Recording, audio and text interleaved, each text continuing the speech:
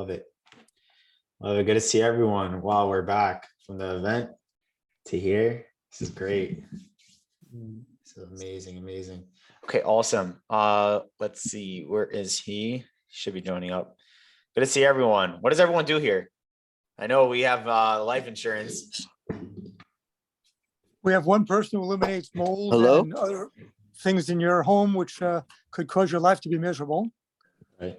That's good. Another person who helps businessmen organize their businesses better. That's good. What else? What else we got here? You guys you can unmute yourself because everyone's muted, by the way. What I do is I sell online. I do social media. I do product development. Pretty cool, actually. We've just crossed 5 million in sales online in the last 3 years from our brands. So I create my own brands. I don't sell on Amazon. I know a lot of Jews sell on Amazon, do that kind of stuff, but I like to control my traffic. That's what I do. Let's see. What else? Who else? Jeff, what do you do, man? Talk to us. All right. Been a CTO, been in the tech startup realm for about 10 years. I've been a CTO for 8 years, a business analyst for 10 years. I've designed, built, led about several hundred software modules and several dozen software projects, done some multi-million-dollar enterprise software, typically in a leading role and taking things follow through all the way from start to finish. And I've also done consulting with clients for particularly in real estate, but in other areas as well, basically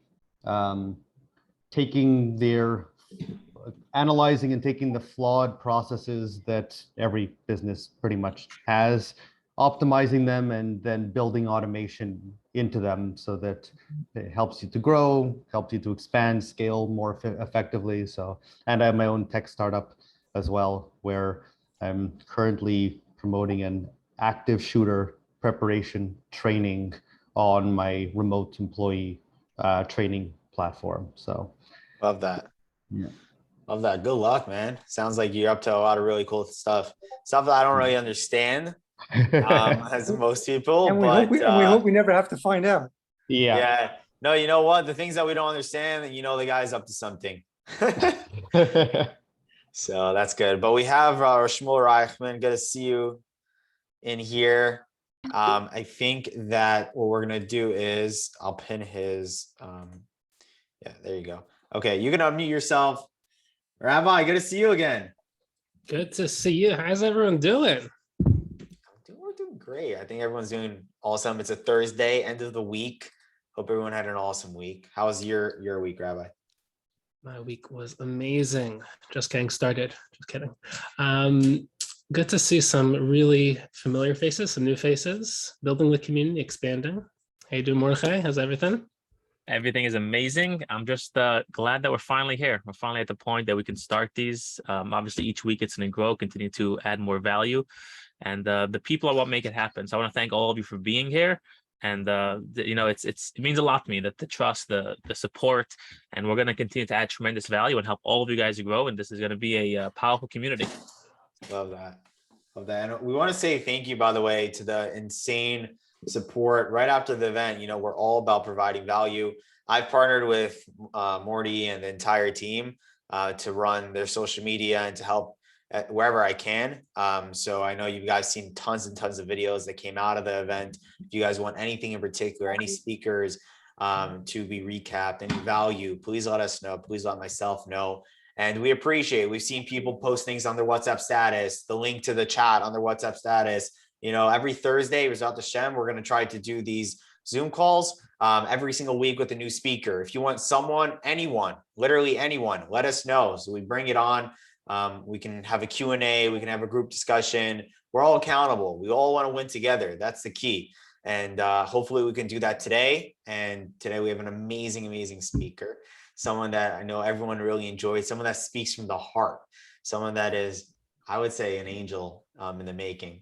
We have Shmuel Reichman, and I can't wait to hear all the amazing wisdom and words that you have to share with us today. I think Morty has like a agenda that he wants to go over today. We can do a Q&A. We can do, just questions you guys can put in the chat itself. And I'm looking forward, as always. Yeah, we definitely want to do a Q&A. I know Rabbi Shmuel Reichman has a wonderful topic, so we can start with that. I definitely want to do some breakout rooms, get some people in a small room together, but I'm waiting for some more people to join. I see people are, keep hopping on now. So let's do the breakout rooms towards the end. This way everyone can introduce themselves. Right now there's a lot of people in the chat, so it's hard to speak. However, when we go in a room of 5-10 people, it'll be a lot easier for you to all, get a chance to introduce yourself and, make some connections. That's the idea here. And then we'll do obviously the Q&A. So I think Rabbi Reichman, if you are ready, let's go ahead and get started. Whoever isn't here, they will miss the beginning of your speech. It's their loss, but hopefully they will join in soon. Amazing. All right. So first of all, thank you, Morty. Thank you, Sam. It is good to be here. For those of you who are new to this community and those of you who are building off of the momentum for the Success event, just want to start off by thanking Morty. I don't know if we do a silent round of applause or an actual round of applause for Morty for putting this together. So just so you guys know, everyone has vision. Everyone has these things they want to accomplish, but very few people execute. Very few people go all in, like 100 out of 100. And the second that I met Morty, I found someone who finally is on that same wavelength, who literally is going all in. So we are here. Anyone who knows me personally knows that this is what I live for. This is what I do. And Morty is a man with vision and execution. And the fact that we are actually here, you have no idea how much work he puts in every single day.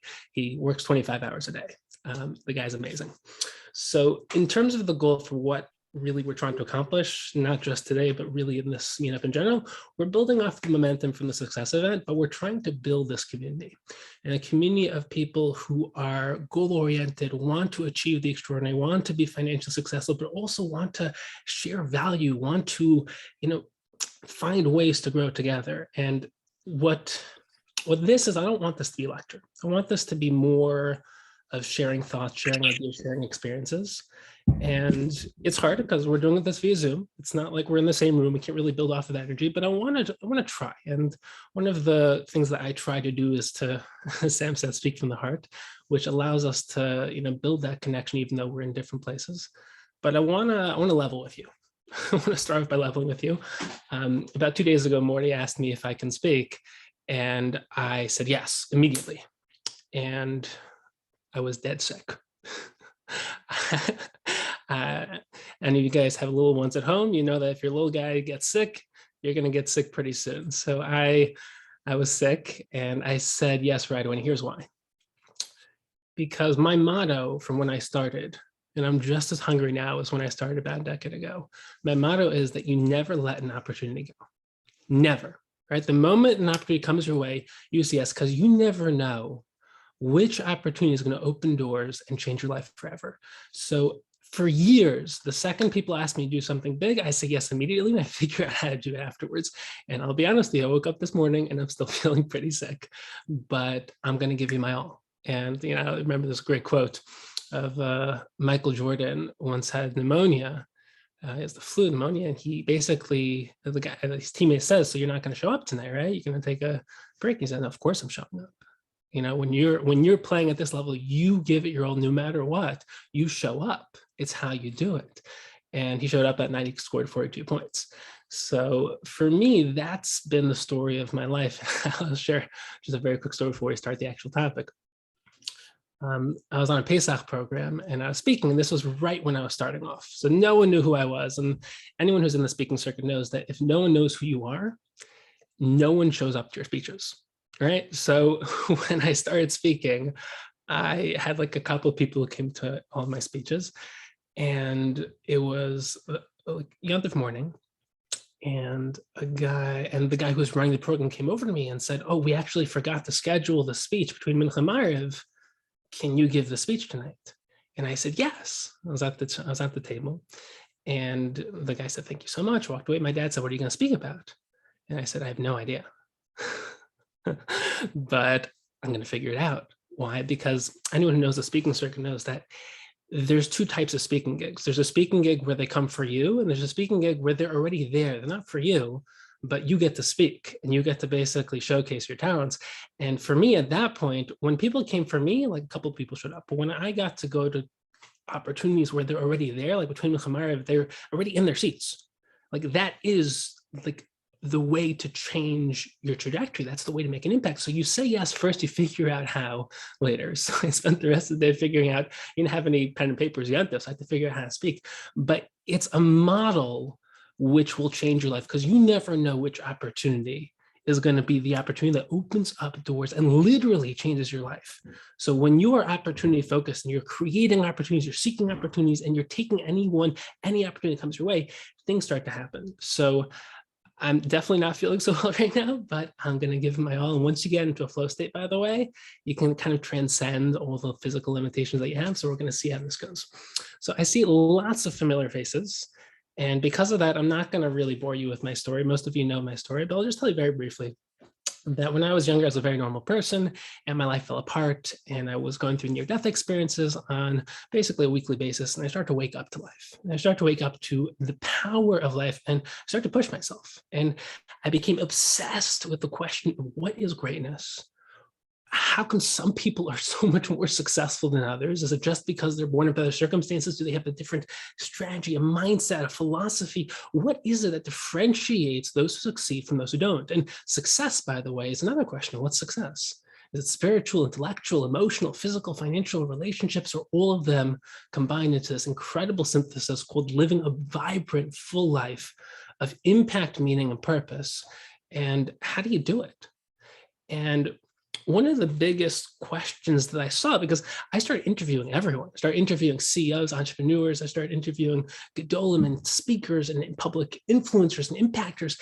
And I wanted to understand what is the recipe to success, because success leaves a trail. I didn't want to just, recreate the wheel. I want to figure out what did those people do. And by the way, the reason why I built my business, the reason why I consult and coach CEOs and entrepreneurs and leaders and business owners is because when I asked Gedolim, when I asked Rabbi, when I asked influencers and public speakers, what have you learned and what has succeeded, what hasn't, almost all of them said that if you want to really make an impact in life, in this world, you have to become financially independent. And that changed my life, because I started out just going, the rabbi educator route. And then I said, no, I got to build a business. I got to become financially independent. So I went to Harvard. I'm getting a PhD at University of Chicago. I got certified as a coach, and I started building a business and, changing the lives of CEOs, entrepreneurs, and leaders, and figuring out how to support my mission of actually teaching Torah and impacting in the content way. But I started to bridge those worlds. And the more that I spoke to CEOs and leaders and executives and people who are really striving in the financial element of life, the more I start to realize that they all essentially struggle from the same things, right? They all essentially struggle from burnout, from stagnation, from procrastination. I speak to people all the time. And when you are successful, as in, let's say you've made $1 million, or let's say you've built a business, let's say you've built some form of revenue, or you have multiple revenue streams and things are going well for you. Almost everyone I've come across has stagnated to an extent, because once you succeed, it's hard to maintain that hunger that you had before you succeeded. So there are people who are still hungry and they burn out because they just go all in and they just give up and nothing is possible. And then there are people who burn out because they've succeeded and they just can't replicate that initial success. You know what I mean?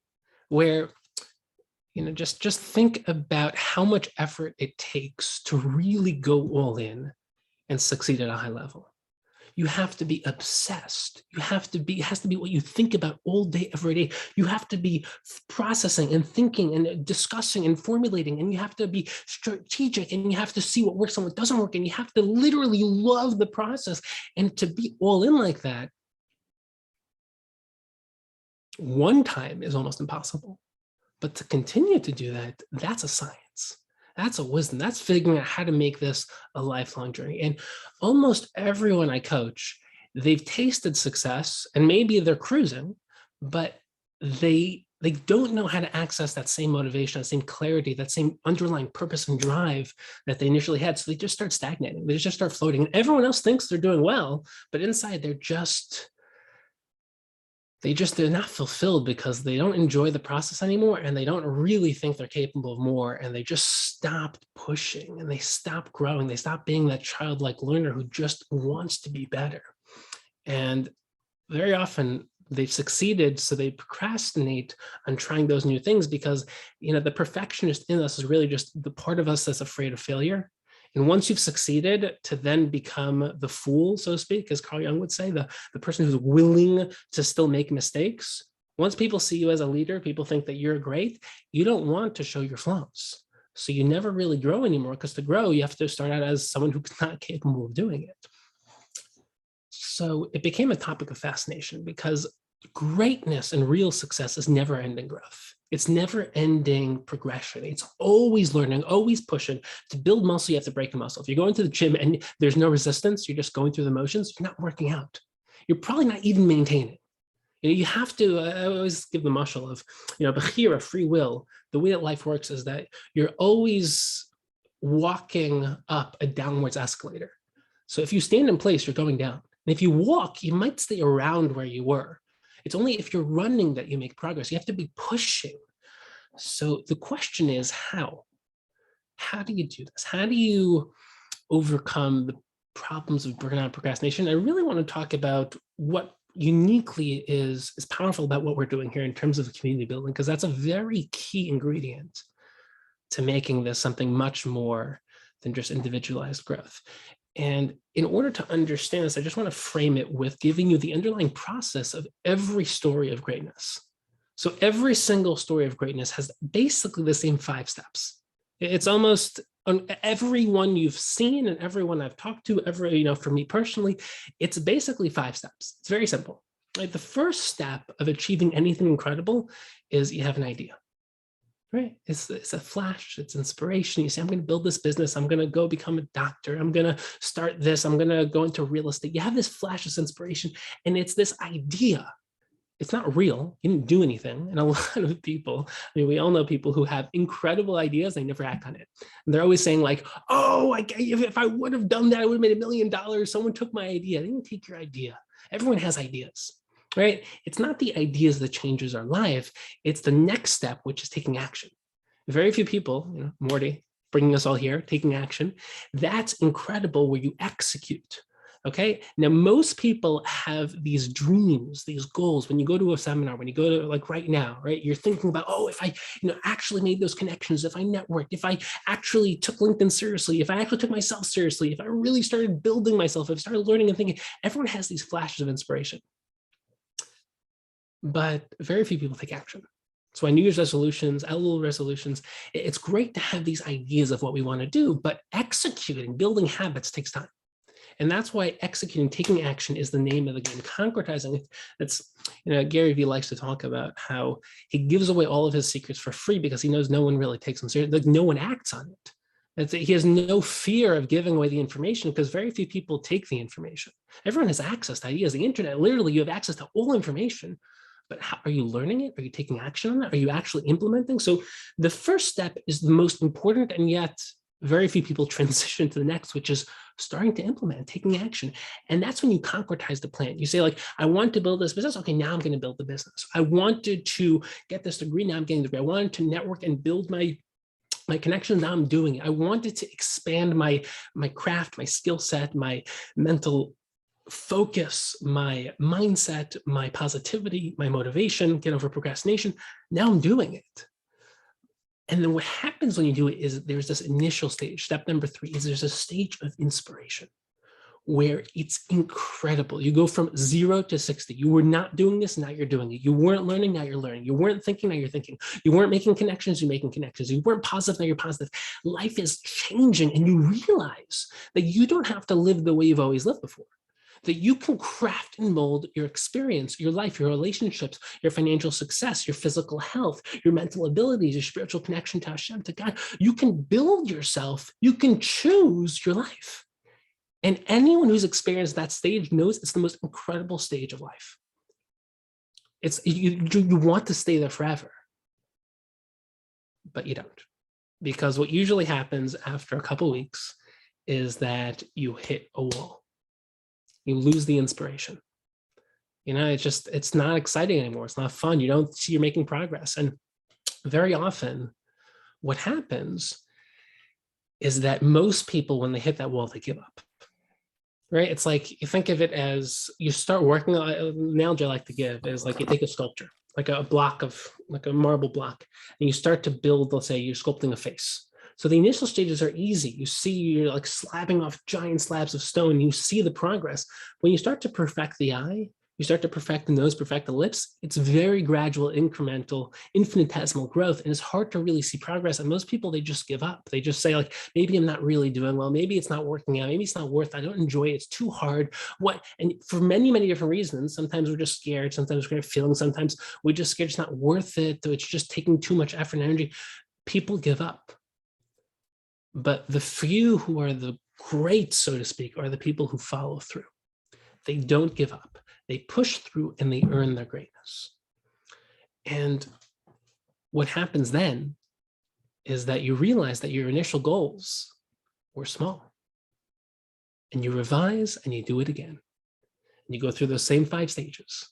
And there's a great quote that most people don't fail because they aim too high and miss. It's because they aim too low and hit. And very often we stay with our initial goals and we just cruise for the rest of our lives. But true greatness is constantly evolving your goals, realizing that you can accomplish more. And that's where life becomes amazing. And the question you want to ask yourself is, where do you lie in this process? Are you hitting that brick wall now, losing inspiration? Are you just starting out and it's amazing? You want to get ready for that wall so you can push through? Have you pushed through that wall, but you're not really revising your goals? You want to think about, how are you processing your own journey? And that's the best way to approach life, by the way. And Morty and I talk about this a lot, is the concept of becoming the hero of your story. Now, a lot of people, they think the person on stage, the person who's changing the world, like that's the main character of the story. They're just kind of an on-viewer, the onlooker. Truth is, Hashem created you as a unique universe. And you are literally the hero of your story. Every great novel, the hero of the story starts out just, going through life falls apart, or there's something amazing that could happen. And they go on this journey, this quest, this epic, story of self-discovery and growth and building great relationships and taking on the world and overcoming challenges and saving the day, so to speak. But that's your story. And most people don't believe they're the hero of their story. They just believe they're surviving or just getting through life. But when you start to have a vision for your life, you start to have goals, you start to have ambitions, you start to say, I can do this. I can accomplish incredible things. You say, I'm the hero of my story. And by the way, for most of us, I can say that 99.99, 100% people are going through a challenge right now. Everyone's going through a challenge. You're going through a challenge. I'm going through a challenge. And when you realize that there's always that part of the story where the hero's life falls apart, where things aren't just going as well as they wanted to. And that's usually the turning point of the story where things just start to skyrocket and take off. If you view this right now as that stage of your story, like turn this into the heroic epic quest, like become driven to turn your life into the best life, because there's nothing else to do in life. Like if you're not becoming the hero of your story, what are you doing? You're usually wasting your time in trying to paralyze and numb that feeling inside of, I'm destined for something more. I'm capable of something more. I don't have to just live here. I can live there. And when you do that, you start to say, okay, if I wanted to accomplish this type of life, if I wanted to pursue this type of life, what's stopping me? Well, like that's one of the most incredible questions that we can ever contemplate, is what stops people from becoming great? And the truth is, there's a couple reasons, right? And this is you want to really think about this, because you want to think about, why aren't you? When did you decide that you are who you are? Like, when did you decide this is all you're capable of? And you want to think about that. Like, one of the things I always do when I coach my clients is I have them rethink their own capacity for envisioning their future and raising their standards and seeing themselves in a higher light. Because the more that you expect from yourself, the more you raise your standards, the more you start to realize you can accomplish anything. And the question is, why aren't you achieving greater levels of financial success? Why do you have a greater marriage? Why aren't you physically healthier? Why aren't you intellectually vibrant? Why aren't you spiritually connected to Hashem in a deeper way? What's stopping you? So for a lot of people, it's very simple. They don't even know who they are. And I've spoken to people who are, some people would call them successful. They don't even know who they are. They have no sense of identity, no sense of a vision for what they want to accomplish in life. They don't understand who they are because they never got to know themselves. Most people spend all of their lives trying to get to know other people because they want other people to like them, but they never get to know themselves. And if you can't spend time alone in a room by yourself, trying to think about who you are, why you do what you do, how you think, how you act, how you live, and falling in love with being, if you don't love being by yourself, why would anyone else love being with you? You ever think about that? We spend so much time trying to get other people to like us. If you fall in love with yourself in a deeper way, not like an egotistical way, like a deeper way, then your life starts to become radically different because you start to realize, wow, I can actually figure out who I am by going deeper inside of me. And then you start to become self-aware. The greatest superpower on earth is self-awareness, unquestionably. And most people have very little self-awareness because they don't spend time by themselves. They need external stimulation, whether it's a person, whether it's their phone, whether it's their email. They're always being, stimulated because they can't stand the emptiness of being by themselves. But when you're full, when you're thinking, when you're vibrant, when you're pushing, when you're striving for a higher purpose, being by yourself is powerful. And then your life starts to change. So there are people who don't strive for greatness because they just don't know who they are. But then there are people who they know what they want. Have you ever been inspired by a great speech? You go to a dinner, a seminar, an event, and you're like, wow, like what would it be like if I really did that? What would it be like if I had an amazing marriage? What would it be like if I was successful? What would it be like if I was a Talmud Chacham, if I really learned Torah, if I took myself seriously? And very often we just don't do it. Maybe because we don't believe that we're capable. We don't believe that we're worthy. Maybe we're scared what other people think of us. Maybe we're scared that they'll think that we think we're better than them, or we're scared that we'll lose our friends, or we're scared of just the discomfort of losing our comfort, losing our life. Or maybe we just want to be ordinary. There are a lot of people who just want to fit in. They just want to be good enough that everyone likes them, but they don't actually care about anything because they're living for other people's approval. And when you start to realize that never works, you never know what other people think of you. So stop living for other people's approval. By the way, the people who live for other people's approval are fake. And those people, no one likes them. So you're playing a double-edged game where it's basically, if you live for other people, they won't like you. If you stop living for them, they will like you. And that's the greatest irony, which is that when you stop being obsessed with what other people think of you, you just live your life trying to live a life of truth and purpose and meaning and contribution. That's when you start, number one, falling in love with yourself. And that's the people who other people like. So it's this incredible thing that everyone's playing this dumb game where you put on a mask and just try to be good enough for other people. But that's a game which you lose from the onset. Because if they do like you, they don't like you. They like who you're pretending to be. And the chances are they won't like you. So being real is the only way to win that game. And if you've never heard that idea before, just process that, because it will literally change your life. But then there are people who actually try. Right, so far we have people who don't know who they are, but then there are people who do know who they are, but they just don't want to go on that journey because they're scared of feeling, scared of not being good enough for other people. But then there are people who try. And when people try, there are some people who just are on that journey and haven't yet reached. But then there are people who give up. And most of us, especially people here right now, most of us have faced that difficult challenge, hitting that brick wall, wanting to give up because it got tough. And it's very interesting because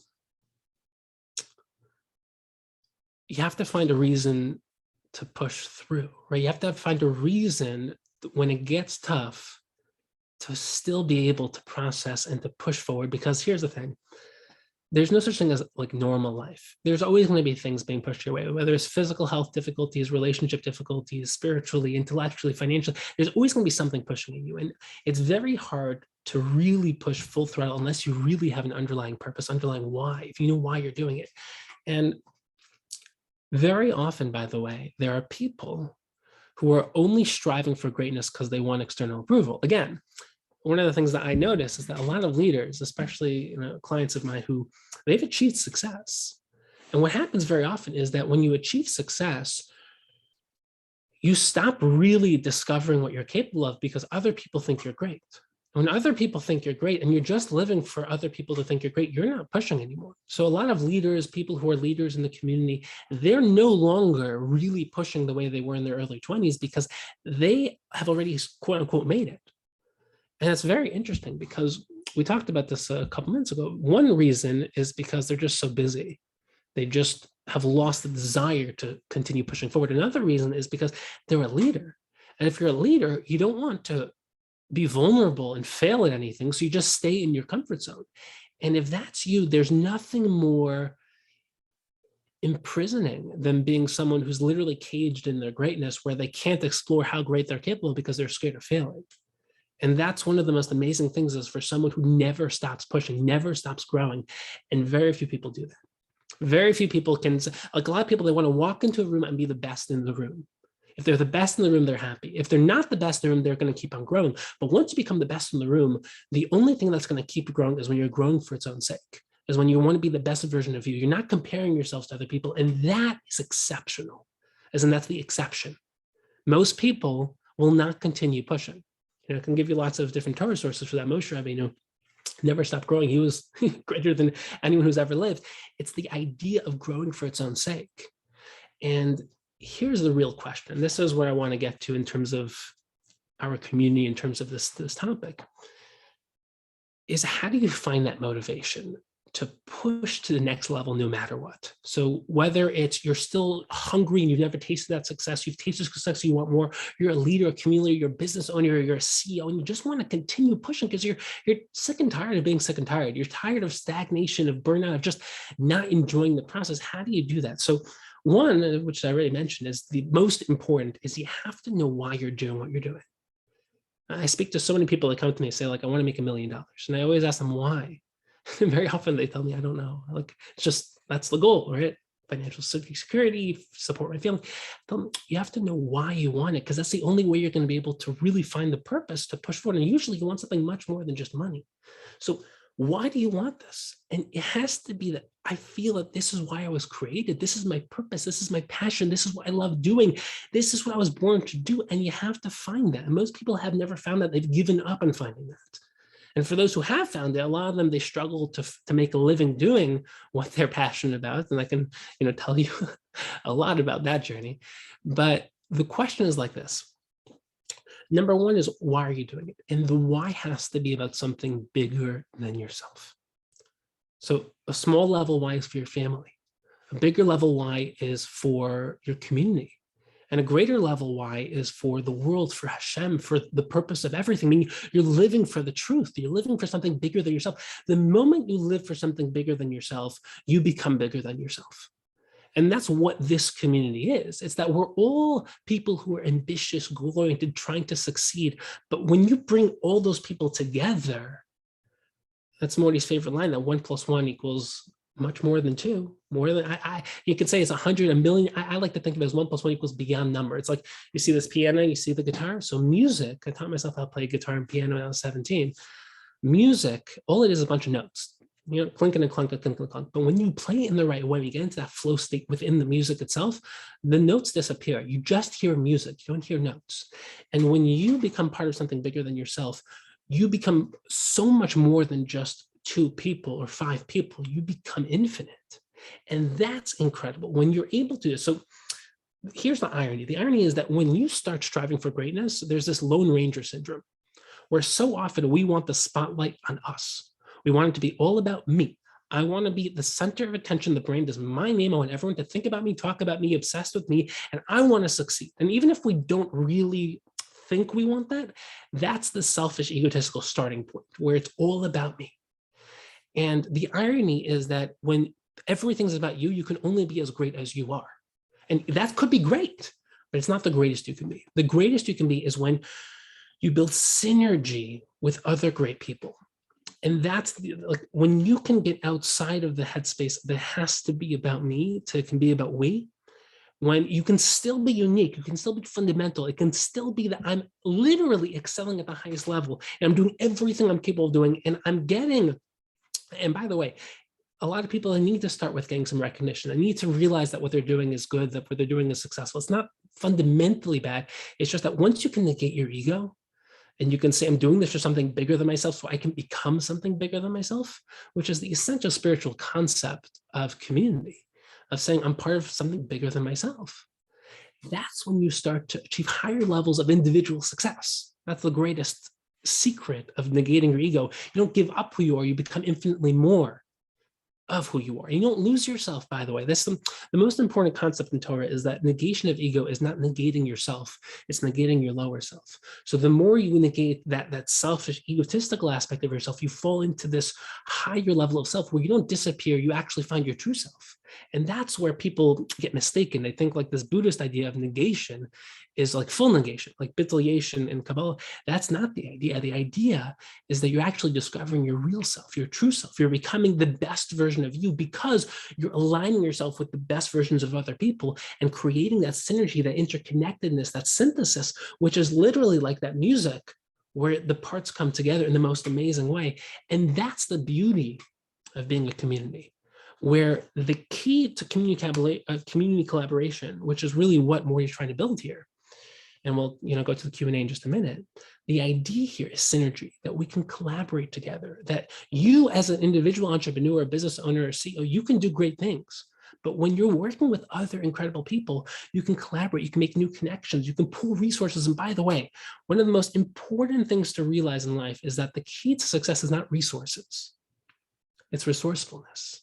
A lot of people, they say like, why didn't you succeed? I didn't have the money, I didn't have the resources, I didn't have the people, I didn't have the... Resourceful people find a way, no matter what, right? Your life will never be coasting. It's never going to be easy. Things are always going to come up. But when you're resourceful, you can find a way or make a way no matter what.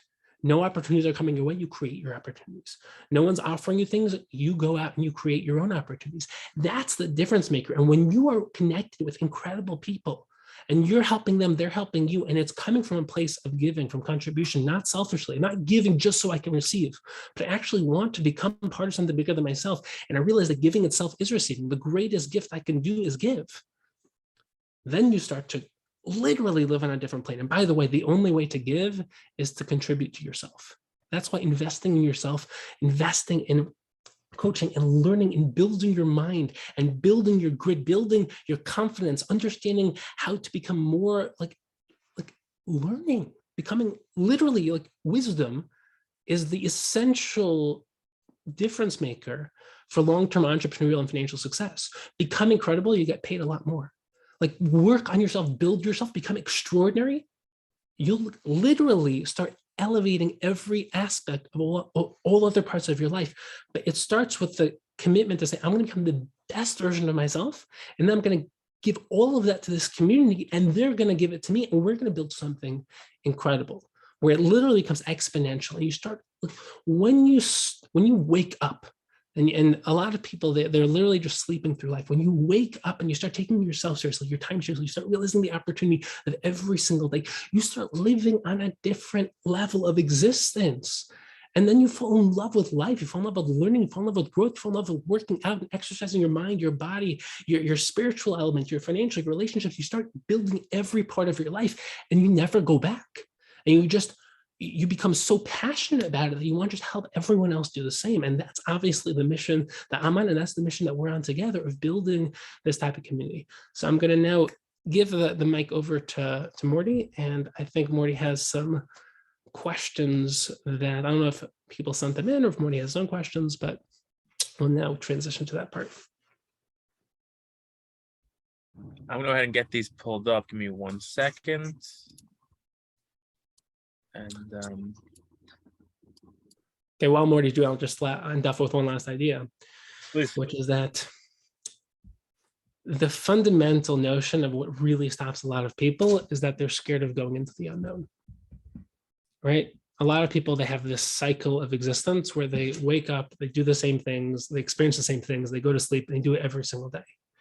And to change your cycle requires one new choice, one new act, and it can have a ripple effect which changes your entire life. Like you wake up earlier, you go to sleep later, you start exercising, you start reading a little more, you start learning a little more, you start like one thing that shifts in your daily routine, you can change your life. But most people, they're scared of going into the unknown. And by the way, one of the one of the things that I think is essential is that I'm naturally a philosopher. I'm naturally a thinker. I'm not, I don't naturally have an entrepreneurial bone in my body. I built that to support my vision of changing the world.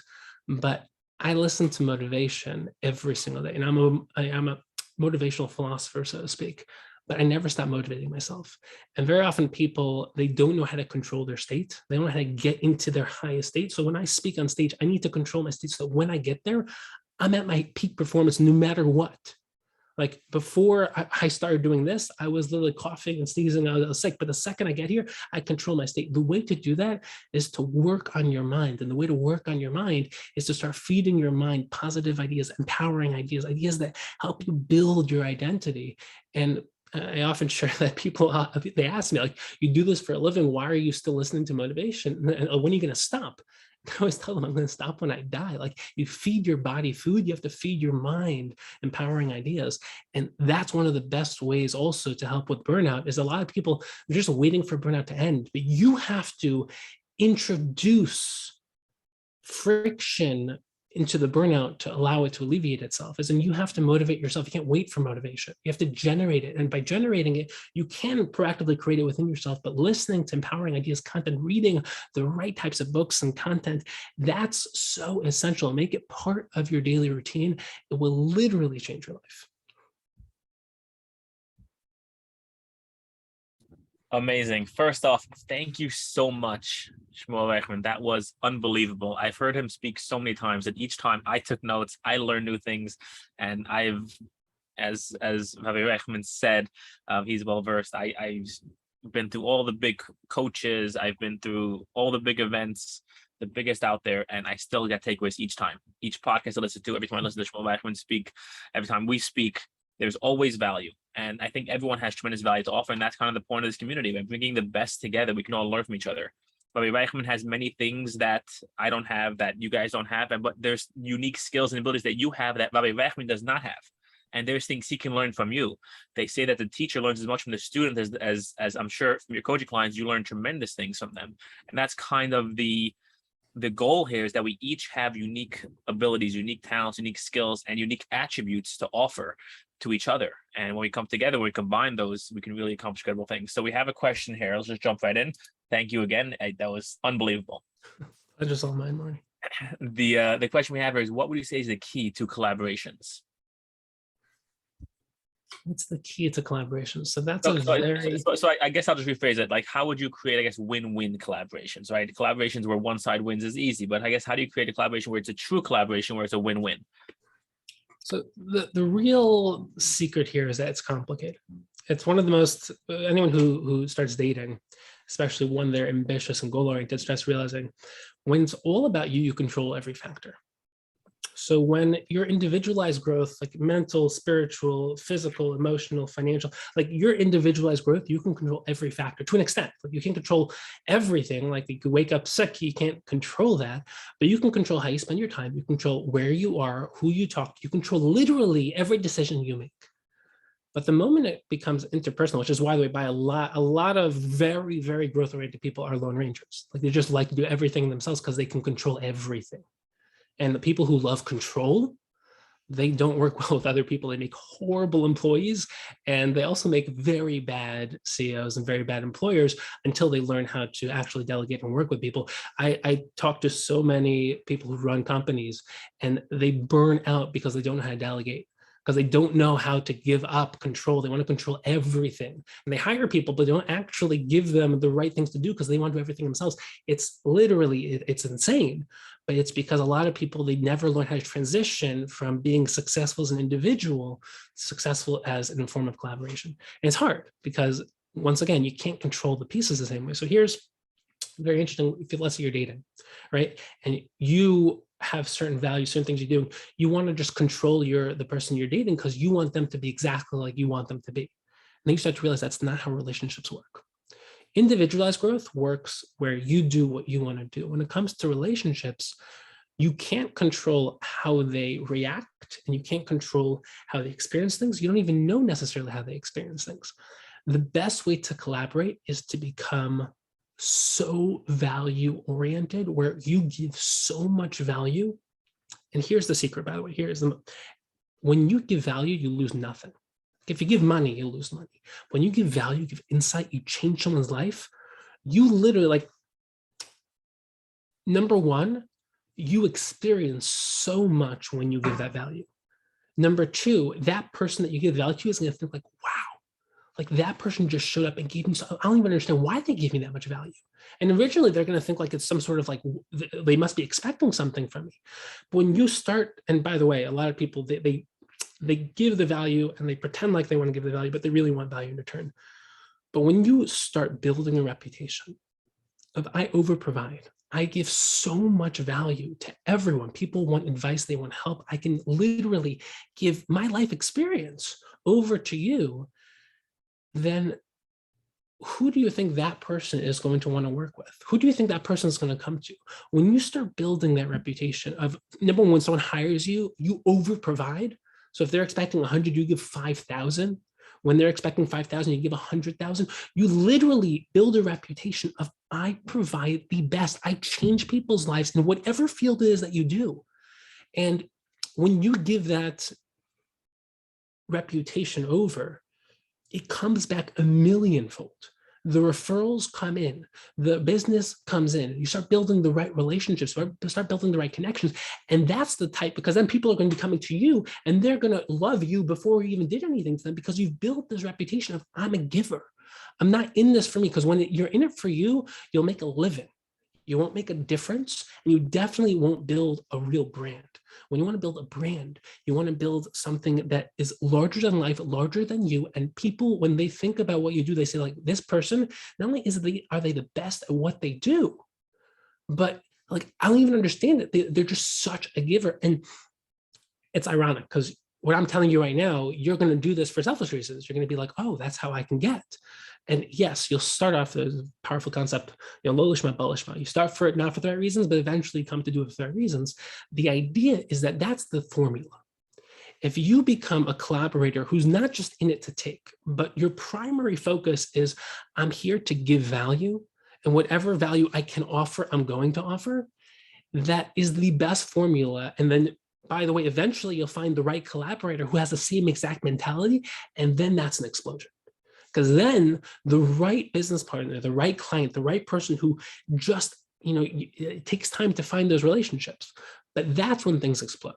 So when you start building the mentality of I'm going to give to everybody, and then eventually I'm going to find the right people who we're just going to be able to build something amazing together.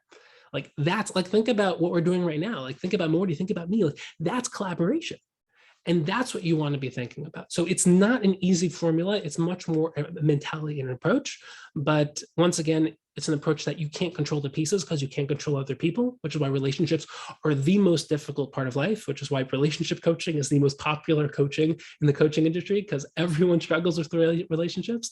And, I do all types of coaching, but I focus mostly on high level, entrepreneurs, executives, CEOs, and business and professional success. But I do life coaching, relationship coaching too. But that's really one of the most incredible things to realize, is that you can't have the answer. So you build it within yourself. You say, I don't expect anything from anybody because I can't live that way. I don't know what people are going to give to me. I know what I can control, and I can be a giver. I can be a contributor. I can impact and change people's lives. And when you do that, it never comes back to bite. I've never had anyone come to me and say, I regret being a giver. I regret changing that person's life. I regret contributing, so much advice, information, helping that person. It just doesn't work that way. So the worst case scenario is that you leave an incredible impression. The best case scenario is that that seed is planted. I can't tell you how many times that happens, by the way, is that like months down the line, years down the line, things come back. So it's really the only way to do it.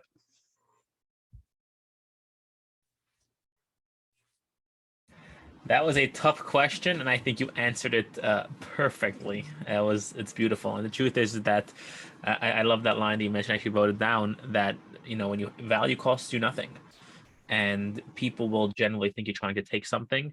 However, if you're literally just trying to give, and people truly see that you're trying to give them, they'll want to work with you. And the concept, Tony Robbins in his Business Mastermind, he talks about creating raving fans, and he says there's 3 steps to creating raving fan. And the first step is create an irresistible offer, an offer that sounds so good that they'd be a fool to not take you up on like something, a free trial, a free this, right? An offer that sounds amazing. And again, that sounds too really true. And then if you really want to create a vegan fan, you over deliver anyways. You go above and beyond what they're expecting of you. You create something that sounds unbelievable, which is what we're doing here, right? Giving value, giving all this content for free. And then we want to go above and beyond. Like, I want to exceed all your expectations. I don't know what you're expecting of this community, but whatever it is, I guarantee you we're going to blow way past them. Whatever you're expecting, it's going to be even bigger and better because I'm always innovating. And I'm listening to you guys, the community. I'm not tied to any one approach. I am not locked into any one thing. You know, originally we were going to do videos of the event and have different speakers record videos and post daily content. But we quickly realized that it was not engaging enough, that it was not, you know, yeah, videos are great, but people were not getting that interactive, that community touch to it. So we want to do these live weekly meetups.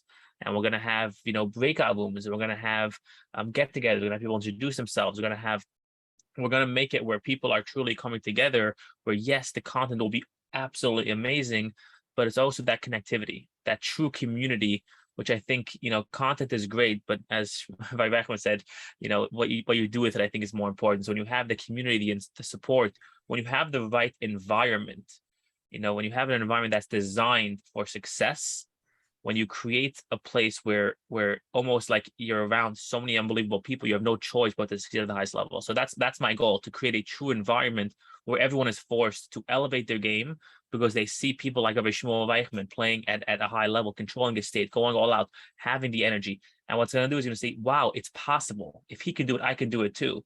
If you listen to his story, he constantly says that he's just a regular person. And if he can do it, anyone can do it. And that's the truth. We all can do it. And when you see others exceeding and having success at the highest level, we get encouraged to do it as well. So should we open it up for questions? What do you think, Rabbi Reichman? Should we let anyone ask a question? Sure, I think that's a good idea. I'll also just add one last thing just to build off Tony's demand. I'm actually giving an upcoming conference. One of the talks I'm doing is titled Torah and Tony Robbins, Where the Twain Shall Meet. Because there's a lot that the two fundamental differences is that Tony's not a philosopher, so there's no underlying principles at the core of his philosophy. There's a lot of internal contradictions. He's much more tactical and strategic as opposed to principle-based and theory-based. And also there's no God in his universe. Like, he happens to personally believe in God, but there's no God. So he becomes the God of his universe. And then people kind of worship Tony, want to be like Tony. They don't really connect to God. So it's a very, very important, but Tony's amazing. And Morty and I love Tony, he's amazing. One of the greatest analogies for that principle, by the way, if you never lose anything when you give, is that in Torah, it's the analogy that Torah gives is that teaching Torah is like a flame lighting another flame, right? The flame that gives doesn't lose. And the irony is that it spreads. And the greatest analogy I give, like, I talk to coaches a lot and I help them. And one of the things I always tell them is that when you coach, when you teach, you're gaining just as much as your student or as your client, because you're hearing everything that you're saying, you're experiencing everything that you're sharing. And very often, by the way, when you teach, it's the best way to learn. Number two is that when you teach, you get into a flow state where you're almost like surprised by the things that you're coming up with, and you're experiencing. And just as like when I teach, by the way, I've become so one with content that very often I'll say things that I've never heard of before, I've never thought of before, and I'll be as surprised as the person listening because it's literally happening right now. And not only do you not lose when you give at that level, but you're getting perhaps even more than the person receiving. So it's a very, very powerful way of approaching life. When you become this just outlet of giving, you end up not only not losing, but you end up getting infinitely more than you could have imagined. So I think that's a great way of building this community where when we're all givers, like, can you imagine that, by the way? Can you imagine a community where every single person is trying to give to every person and you're all striving to become the best versions of yourself and give to everyone else? Like, that is a dream community. And I think that's what we're going to be building here. And it's amazing. So I think, Morty, I think it's a great idea. Let's open up the floor. Let's do that. And I tell people a lot in this community, like, some people, you know, they want to join just to solicit business or to get sales, and there's nothing wrong with that. But I truly believe the people who will get the most out of this community are the ones who give the most. Whoever comes here to contribute, to give, how can I add value? How can I help the other members? How can I support them? What is unique about me that I'm doing that can help that person thrive, help them grow? If you're constantly just trying to find ways to help the other people, I guarantee you will have more business, more sales, more results. And if you try to just sell them, they're going to see that and you're not going to get the results you're actually hoping for. So instead of trying to sell people, just think of ways, how can I help them? What are their struggles? What are they going through? What are their challenges? What are their obstacles? What are the difficulties that they are facing? How can I help them? And if you could help solve their problems, they will pay you for that and they will want to work with you because you're the solution to their problems. So I think that should be also a big part of this is everyone needs to come here with how can I help? And if we create a community of everyone giving, everyone supporting, everyone contributing, that is a beautiful place to be. So I'm very excited to see where this is going. Who would like to ask Rabbi Reichman a question? You could unmute yourself and we'll just go one at a time. So whoever is the first one to unmute gets to ask him a question, and then we'll wrap this up in about 5-10 minutes.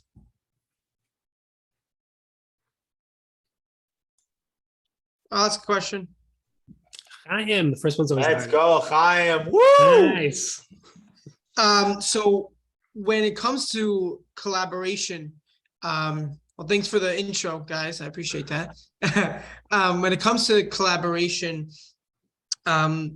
something that I'm curious about is, would you say it would be important to collaborate with somebody when it comes to trying to give value that is like in your industry or someone completely different? Like, how do you best find that partner?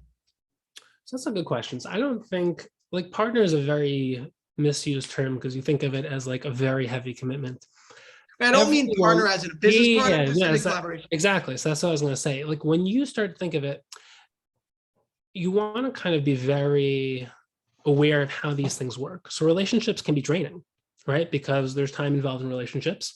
There's level of energy and focus. And when you give, you only have a certain amount. That's why you always want to be investing in yourself. There's a principle, and Rabbi Kiva says, he also says, you should love your neighbor like yourself. He says, you come first. Why? Because the only way you can really give to someone is if you're investing in yourself, not only as well, but more importantly. And that's why a lot of people, they spread themselves too thin. They try to connect with everybody, and then they end up making solo progress. So the key number one is quality relationships. And when you think of it, like every single person knows, let's say around, 1,000 people, not very well, 1,000 people. And everyone who all those 1,000 people, they know 1,000 people, right? So if you know 1,000 people, you're one step removed from 1 million people, right? Now there's overlaps, so it's not going to be 1 million, but you start to realize how the world really works. So when you start making impact, it has a ripple effect and people talk. So quality relationships with anyone who's positions you to be in contact with all of their connections. Because if let's say someone asks them, oh, do you know a good fitness, someone who does fitness, right? Someone who's in the Jewish fitness industry. And they're like, oh, I know Chaim, right? So they're going to bring them to you, but they're going to do that if, number one, they know you, they trust you, and they like you, and they don't have to have experienced it themselves. They can know about your success and trust your success. So the more you position yourself as an authority in your field and then build your relationships so that they're a funnel, then you start building the spider web where, people come to me because they heard of someone else who was at my speech, right? Or they are good friends with one of my clients. And that client was like changing their life. And the guy said, like, what's been going on? I said, oh, Shmuel, like he's my coach. And they're like, oh my gosh, like, can you connect me with him? So that's how these things work. And coaching is literally the referral industry. It's, one of the most fascinating industries where it's like coaching, consulting, teaching, mentoring. It's like very vague. A lot of people don't really know what the industry is. But when you change someone's life, they become literally your greatest asset, because everyone in their life is now going to be brought in through them to you. So you don't want to use them, but you want to understand how it works. So someone who's not in your industry, the better that you build a professional relationship with them, the more that you create that connection in a strategic way where you're providing value and they trust you, everyone in their network who potentially will need your services, they're going to funnel to you. So in your industry, very, very often, by the way, there's two mindsets. There's this mindset, which Morty and I talk about, this abundance mindset. And then there's this limited mindset, which is that I don't want anyone else in my industry to succeed because that takes away from my success. When you realize that like if you're at full capacity and someone comes to you, you can't take them on. So you're going to refer them to someone else. Who are you going to refer? So building relationships with people in your industry is the best way to do it. Being a giver with your competitors, realizing that there's enough slices in the pie for everyone, that you don't need to, beat down everyone else to succeed. There's two ways to basically raise yourself up. One is to pull everyone else down, and the other is to raise yourself up. But when you actually not only raise yourself up, but also raise your competitors, they'll also raise you up. And that's an amazing way to approach your competition. And it's hard when you're beginning because you don't have much business and you feel like everyone's out to get you, or you feel like you're just never going to succeed. But once you realize that that is one of the most important principles to success, is becoming a giver, not only to people outside your industry, but people inside your industry, then you realize there's no such thing as a wrong collaborator. There's no such thing as a wrong quality connection. There's no such thing as a wrong person to connect with. Thank you for those 2 points. Appreciate it. Pleasure. That was awesome, Chaim. By the way, for you guys who don't know Chaim, he is unbelievable. And if you guys want to learn about the Fit Yet Academy, definitely look him up. He is actually watch your videos. They're really cool. So he puts out content constantly. He lives by this as well. He's always putting out content, always helping people. And yeah, great guy. Who else would like to ask? I have a question. I think we have time for one more question, maybe 2 more questions. I have one. Oh, go ahead. Okay, sure. My question is a company able to be successful without having proper business coaching? So the answer is 100% yes, but it's always a question of what do you mean by success? And business coaching, like, it's one of those interesting things where if you ask someone what's business coaching, you probably will get 100 different answers. And it's one of those really fascinating things, because what is coaching? So there's different elements to what coaching and consulting could be. One element is cheerleading, right? Just giving you constant motivation. The other element is strategic goal making. So clarifying, your goals, clarifying your purpose, understanding your vision, understanding how to implement.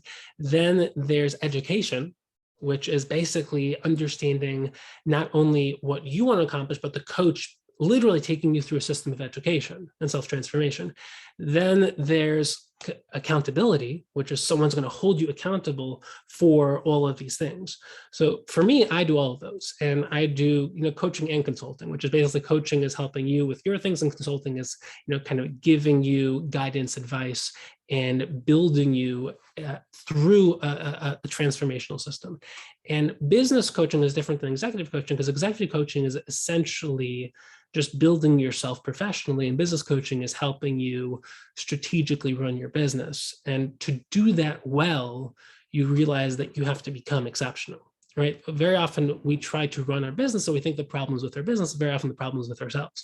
We don't really understand what we're trying to accomplish. We don't understand why we're doing it. We're not built right. We don't have a system internally that works. We don't have our beliefs, our internal beliefs. We don't really understand how to approach people, how to approach ourselves. We're not confident, we're not driven. So business coaching could literally just be someone helping you run your business, or it could be helping someone run you. Now, you don't need any of that, because, for hundreds of years, people have done this without business coaching and with business coaching. It's a question of knowing where your weaknesses are and where your strengths are, and what you want to get better at in terms of your strengths, and driving home your strengths, and then driving home on your weaknesses and making them no longer weaknesses. You don't need to make your weaknesses your strengths, but you can very often, your strengths are your weaknesses. Like people who are all in, they also are unbalanced, and they don't know how to have great relationships. They don't know how to take breaks. They don't know. So very often your strengths are your weaknesses. But my goal, and this is part of the goal of life, is to become your own coach, right? So my goal is to help people become their own coach. They don't need coaching. And to become your own coach really just means to understand how to master your life, how to master what it is you want to accomplish, so you can actually do it. And very often people think that they need coaching like they need, vitamins, or like they need food, like they can't live without it. And what I often show people is that with the right limited amount of coaching, as in, a couple months of the right coaching, getting the principles and system in place, you can spend the rest of your life implementing it yourself. So you don't need anything. I mean, you need oxygen, you need food, but you don't need anything that can take your life to the next level. It's a question of, are you ready to excel? Like, are you ready to invest? And right now you are as good as you are. But when you can get someone else to come in and show you just how good you can be, and also help you clarify things that are holding you back, you can take every aspect of your personal, professional, and really it's much more expansive. Like every part of your life can start to excel because you start to realize everything's connected, right? You think you just want to improve your business, but you realize that the reason why you're not really showing up to your business is because you're not taking care of your health. Or maybe you have a horrible marriage, or maybe you're just not connected spiritually, or maybe you're not learning or growing, or maybe you're not pushing, on different fronts and different tiers of your life. And then you start to realize that the more you build your life together and you build a life that works, you can show up as your best, get more clarity, get more vision, hold yourself accountable, and then really follow through. So you don't need it, but I've never seen someone who got it and said, oh, like, I mean, if you get the wrong one, it's definitely a waste of money.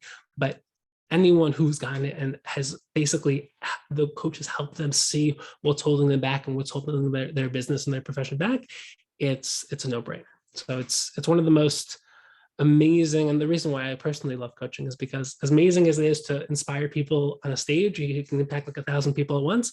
When you do coaching consulting, you can go deep into one-on-one with a person, really get into their life and help them implement and really see transformation. And when it comes to speaking on stage, you can't really control that next stage. So personally, it's why I love it so much.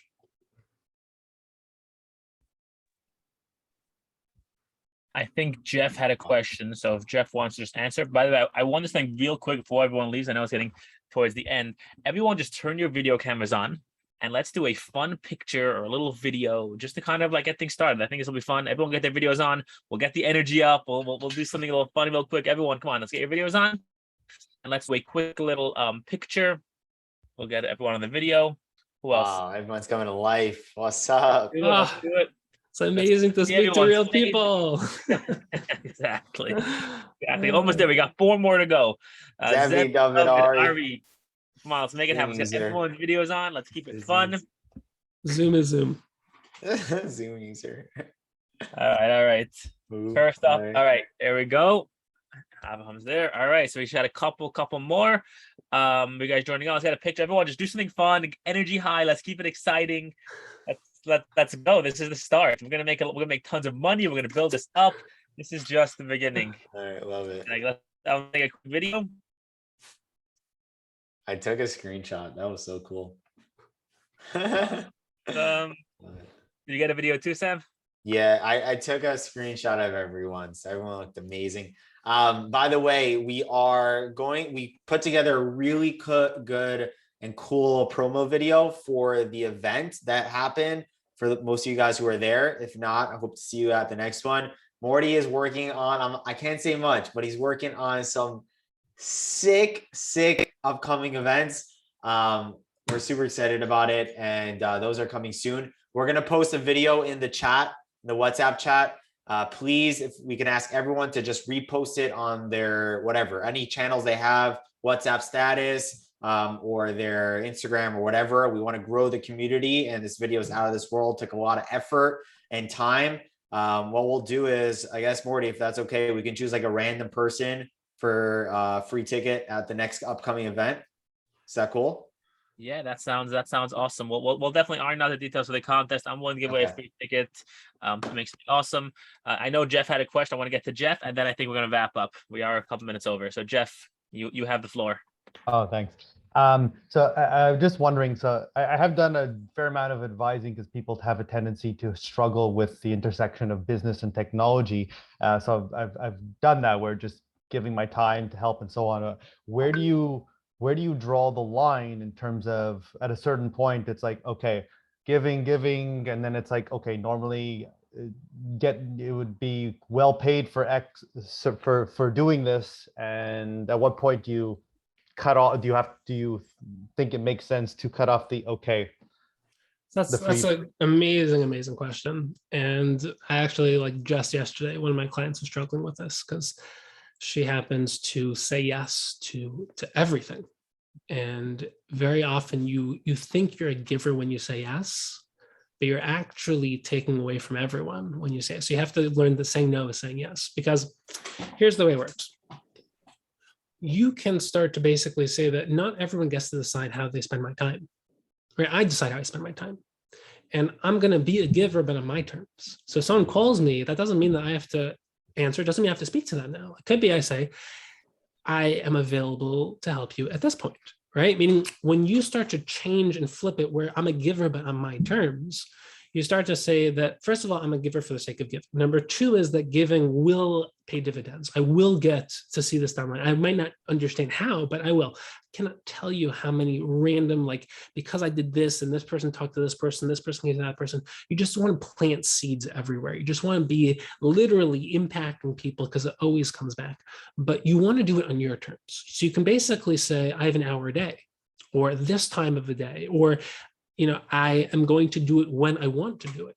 Because if you're doing it, but you don't want to be doing it, you're not going to do it well. You're going to hate it. You're going to regret it. You're not going to show up as your best. And it defeats the entire purpose, because you not only have a bad outlook on the entire concept, but when you're doing it, you're not really doing it. And then it doesn't really give the value that you want to give. And then it doesn't come back to pay dividends. So it's kind of self-defeats itself. So what you want to do is you want to basically say like this. I know myself. I know how much I'm capable of really loving the free advice, free counseling, free consulting in that area. And I'm willing to do it on my terms.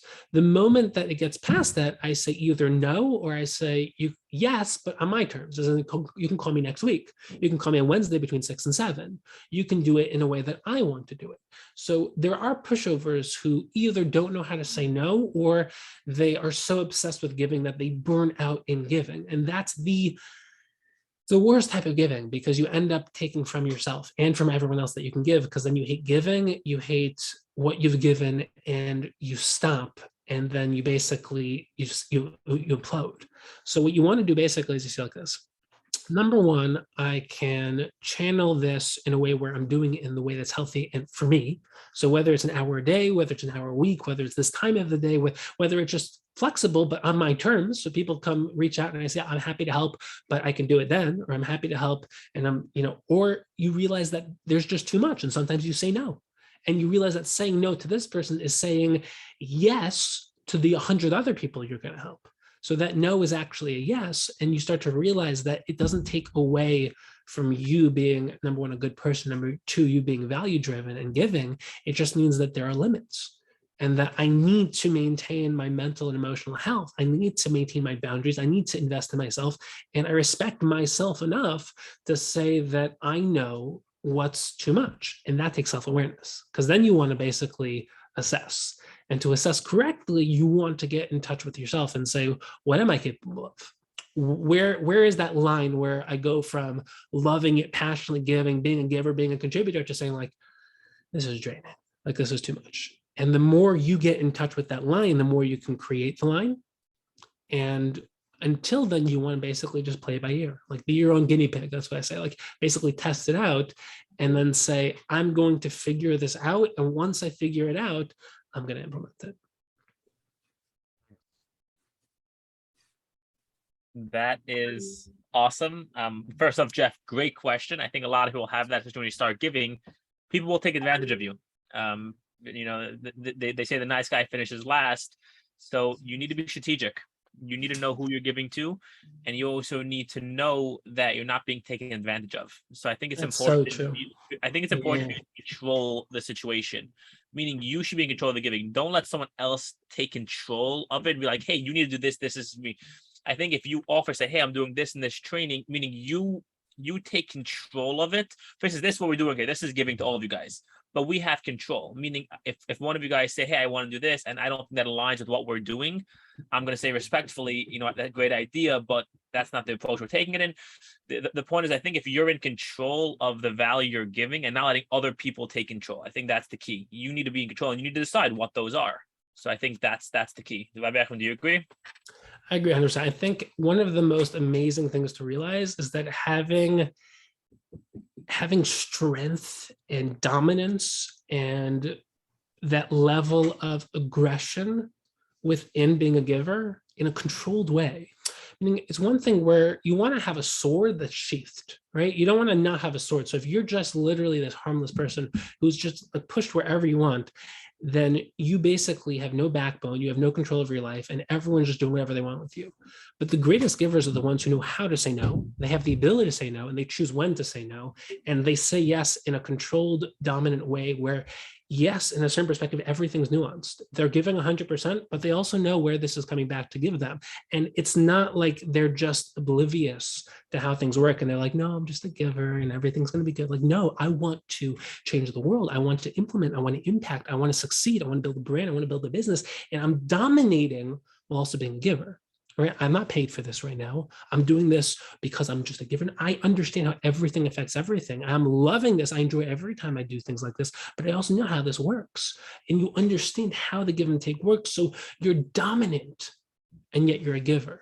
So you're not the nice guy that finishes last. You're the nice guy who's dominant, finishes first, and gives. And it's literally this ultimate combination. And a lot of people, they don't know how to build that nuance. So they're either takers or givers. They're either nice or they're just very unbalanced and just nasty. When you know how to build that structure of personality where you're sophisticated, you know how to qualify every extreme, you know how to build balance and nuance and harmony and synthesis, then you start to realize that you can craft something incredible where it's not either or, not yes or no. And that's when you start living in that zone of real thriving, where you're building something just unparalleled and unprecedented, where the people can't put a finger on you. Like for me, one of the biggest things that I set out to do is I wanted to be like a Gadol Hador in Torah, like the Rosh Yeshiva. I wanted to be global impact, like Jonathan Sachs. I wanted to be the best public speaker in the world, like Tony Robbins in the Jewish world, like Charlie Harari. I wanted to be the biggest Baal Machshava, like Rabbi Kiva Tatz, Moshe Shapiro, the Maharal, the Ramchal. I wanted to build a business like Brendan Burchard in the world. And people look at me and they can't really put a finger on me. Like, are you a rabbi? Are you an entrepreneur? Are you a motivational speaker? Are you a philosopher? Are you, you studied at Harvard and University of Chicago, but you also went to yeshiva? Like, where are you?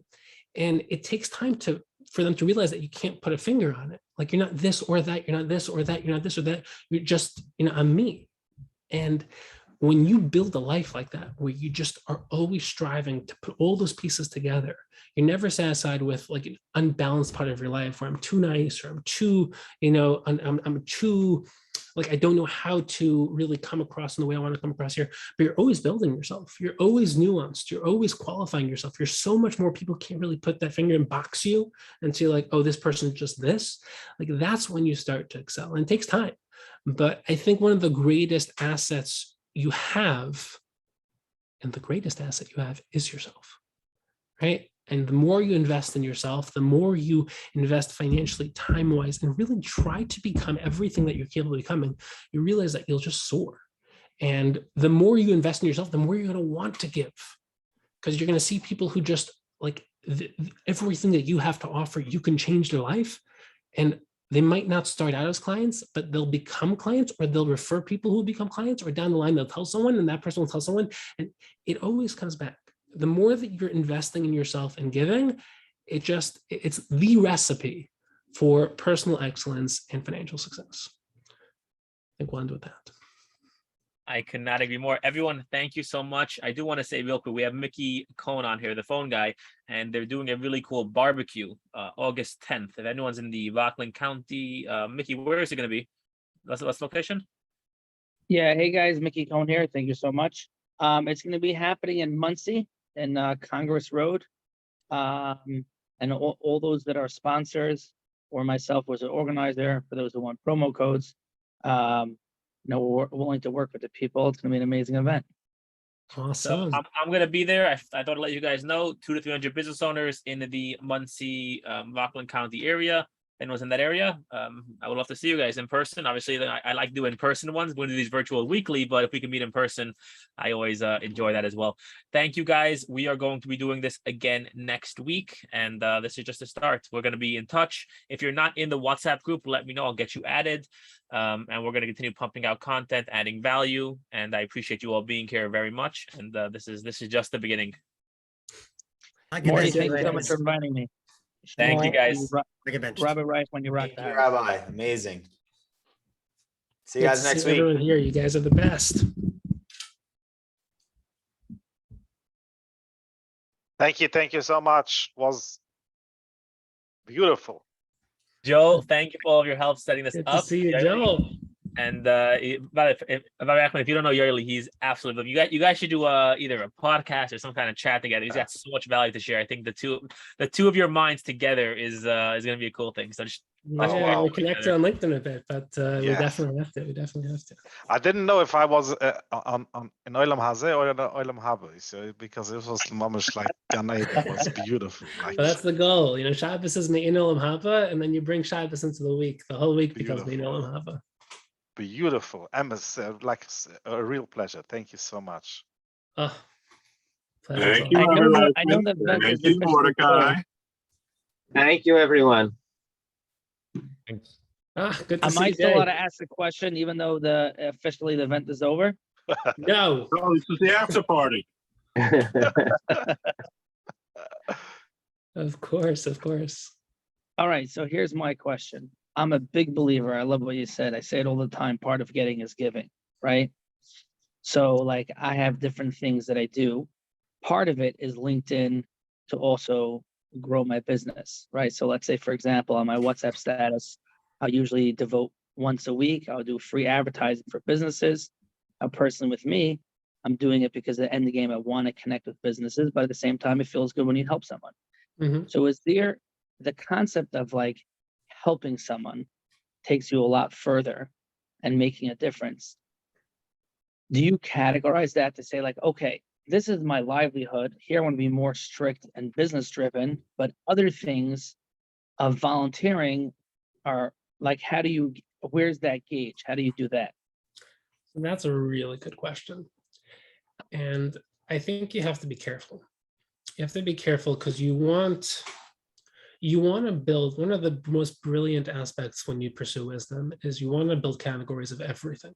Like for me, I have categories of every aspect of life, every aspect of my business, every aspect of all the content I teach, every aspect of literally in my life. And the more you categorize, the more you build hierarchies. The more you start to realize how things connect, the more you start to realize distinctions, you start to realize overlap. And you do want to create a distinction between something that is fundamentally financial, right? As in like you're actually giving from your business versus giving time versus giving things like that. So the first question is, what are you actually giving? What are you providing? So I will give an example, right? Let's say the RBBN is a networking group that I'm involved with. I'm one of the organizers, but I don't get any money from it. There's like this whole big event that's happening. It's not like this is tacked to my livelihood. Part of why I'm helping and I'm happy to help, first of all, it's a good feeling. Second of all, it's just a great way of networking, which the end game is going to help me grow my business and build better business relationships as well. So like that's an example as far as that's not directly in my business, but if someone reaches out to me for what I do in the technology world, phone systems, or somewhere in the tech space, right? I would find myself being more business driven. I would give advice. It's not like I'm going to sell, I'm not going to, any person that called me, okay, no sale if you buy, I'm not going to be rude like that. But I find myself more like try to stay focused on the things that have business. I'm very business oriented. The things that I'm not, this way I'm not mixing and matching. Is that kind of what you were saying? Or you were saying also in what you're doing for business, still try to have that balance as well? So here's my philosophy. My philosophy is that if it's going to cost you, like you want to build tiers, categories, right? For me, let's say there's different types of products. Like for my masterclass, my online course, it costs me nothing when someone joins, right? It's not like a physical product. So if I give that to someone who's really struggling, really can't afford it, and I give them a 50% discount, or even if I give them a 70% discount, it doesn't cost me anything. Now, it lowers the quality of the product if they go and tell everyone, but they're not going to do that because they realize what I'm doing for them. If I give them a physical product that's going to cost me money, that's giving, but it costs me money. If you're giving value, if you're giving advice, if you're counseling, if you're giving something that doesn't cost you money, then yes, you can view it as I'm losing money, but that's a miscalculation, because here's the way it works. Number one is you just like made their day. Right? That's like, talk about raving clients, you made their day. If you're not losing money, then not only you want to basically assess, is this a potential client or I'm not making any money from this person. If I'm not making any money from this person, then by giving them something for free, all I'm doing is I'm changing their life. I'm making them happy. I'm giving them value, and they're going to be a raving fan who's going to, if they ever have money, become a paying client, and definitely bring in potential paying clients. So you end up like literally planting seeds. Also, when you're in business, you Like realize there's tapping different into their models. network.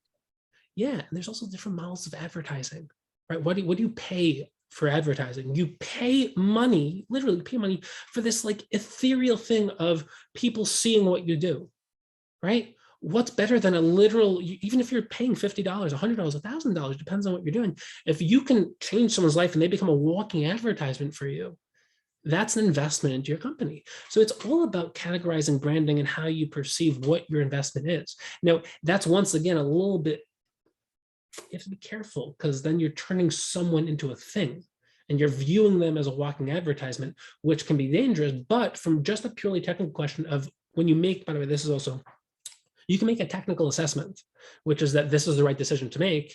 And then when you do it, you no longer view them as a thing, right? So in terms of the calculation element, you can say, this is the right calculation. Mathematically, this makes sense. You know, the numbers work out. This is a proper financial investment.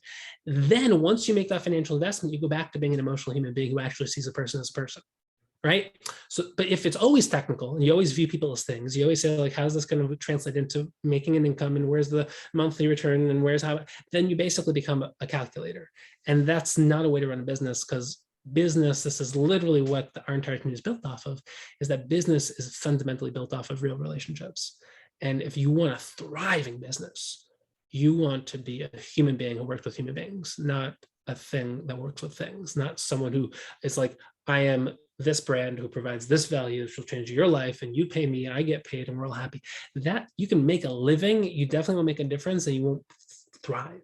So in terms of that calculation, I would say like this: how much are you losing? Are you losing because you're just not gaining? So then do it. If you're losing, am I going to make the type of impact that will make this a worthy investment? I would do it.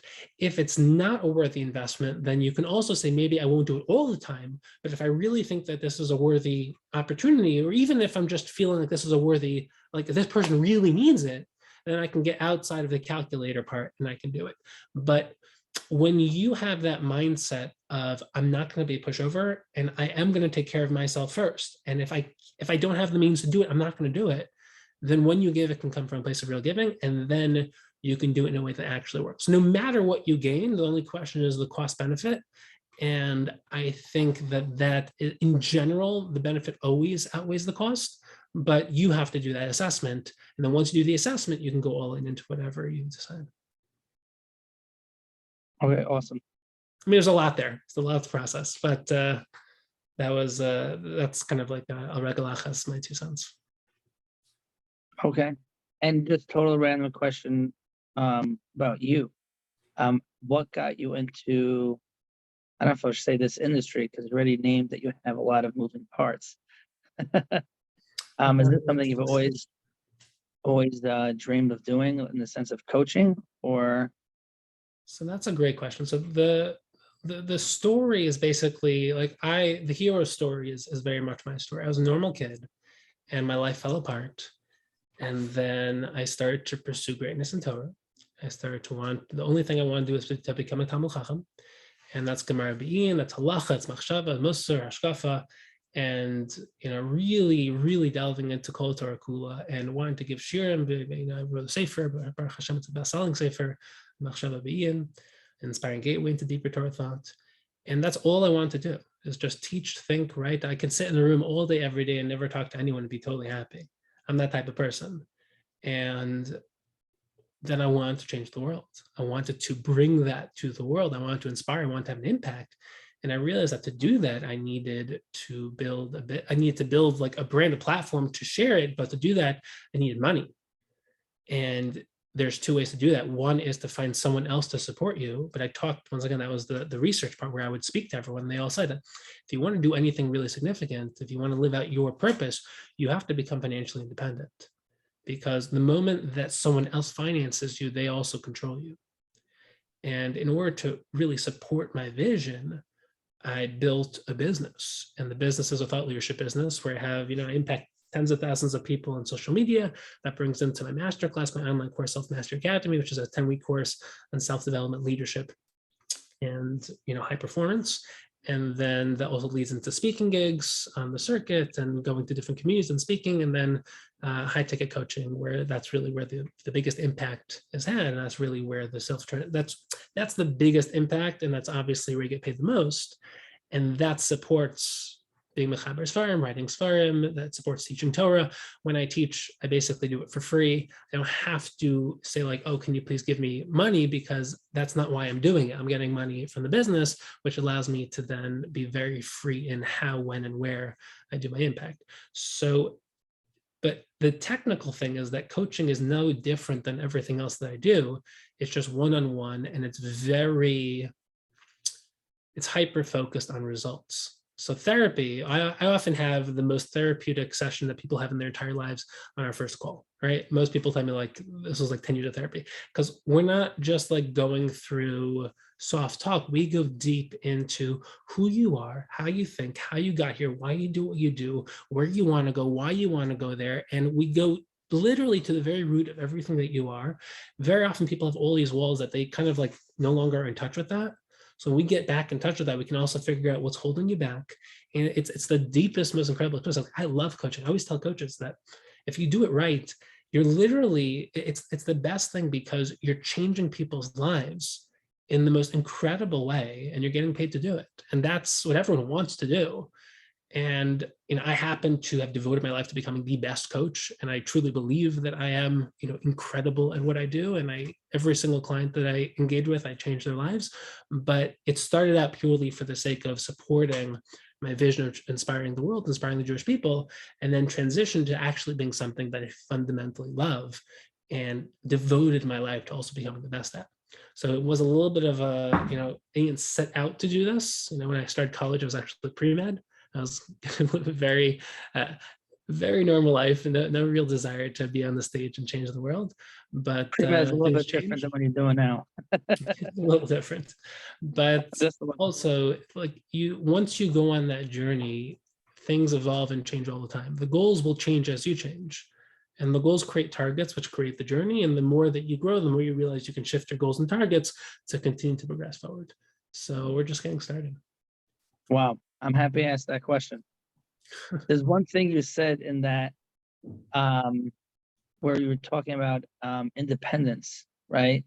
Would you say that if someone is fully independent, or I should say financially set, doesn't necessarily mean being a millionaire, just, not necessarily being the red, paying the bills, would you say that's easier to be a giver? Or would you hyper focus and say it's even more important to focus on a time where you're not necessarily there yet, so you train the habit, you create the habit of giving? It's a great question. It's a great question, and honestly, it's a question that itself is the answer, as in it's case by case. So when you don't have what to give and you give, and you're most nefesh for giving, and you literally giving meiser is fundamental. It's fundamental for so many reasons. I just talked about this in a recent podcast. I can go very deep into the machshava of tzedakah, and how when you give something, you give of yourself, and that expands your sense of self to include them. So it's very, very deep. And when you don't believe that you have so much and you still give, even though, giving meiser is a chiyuv, so you have to give, unless you're like actually an ani, which nowadays I don't think any of us really are. But when you give, you become a giver. And when you sacrifice to give, it means so much more. And yet, if you don't have the right mindset, you can resent it. And then you can become a resentful giver. And that's the worst thing. It's so unfortunate when people hate giving, because then when they have what to give, they also hate giving. And yet, if people are always comfortable and they give, it's not a sacrifice. And because it's not a sacrifice, it doesn't mean as much. Because it doesn't mean as much, it's not really like I'm giving. Like, what is giving? Giving is saying that this is a piece of myself. I've earned this. I've worked for this. I sweated for this. Literally, why did Yaakov Avinu risk his life for the Pachim Ketanim? Because every single thing you own is an aspect of yourself, right? There's a hierarchy to who you are. There's the actual you, your neshama. There's your guf, your body. Then there's your things. But you have a limited amount of time in this world, and everything you do with your time gets translated into who you are. So you translate your time into earning money, that money is a part of you. Translate your time into learning Torah, doing chesed, that's a part of you. So now all those things are a part of you, and you get to choose how to deal with it. So Yaakov risks his life for Pachim Ketam because that's literally a part of his time. It's part of his actualized self in this world. When you give and you don't have so much, you're sacrificing a part of yourself to help someone else. That's really powerful. When you just feel no struggle and giving doesn't damage, like if there's no lack when you give, it's not as meaningful, and yet it's a lot easier. And it's not really a question of better as in it's different. Because it's easier, you can be a lot more positive. And there are people who are wealthy and they love to give. They love to give. That's their purpose. Like they're not Talmidei Chachamim. Now the ideal is to bridge Yisachar and Zvulun. For people that are wealthy to learn Torah, for people to learn Torah to still be able to somewhat support themselves. But that doesn't mean that, there are people who they're talking really what they should be doing is learning all day. There are people who really should be working all day, and to whatever extent to, overlap in the other, but there's going to be someone who doesn't learn Torah, and their chilek in Torah is supporting Torah. And that is their greatest menuchas nefesh. That's the greatest, literally their greatest fulfillment is supporting yeshiva, supporting someone learning Torah. And they love it. So finding a way to love giving, by the way, someone who doesn't have so much and they really feel the loss when they give, but they love it because they say like, this is my moser nefesh for helping other people. And that's my impact. I'm able to, someone supporting their family when they really struggle to put food on the table. They're being moser nefesh for their family. It's a very powerful topic, but a lot of it is also mastering your mind and mastering your psychology and learning how to connect to whatever you're doing in a positive way, as opposed to this equals bad, this equals good. You get to decide how to frame it.